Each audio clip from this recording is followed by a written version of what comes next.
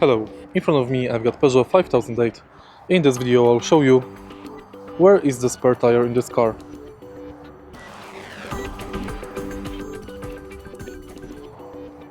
To find spare tire, you have to look under the car. Spare tire is located right here.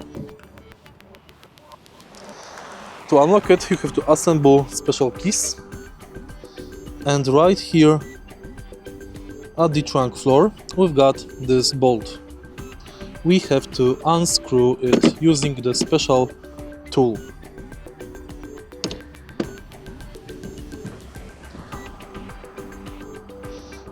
While unscrewing it, the spare tire will unlock.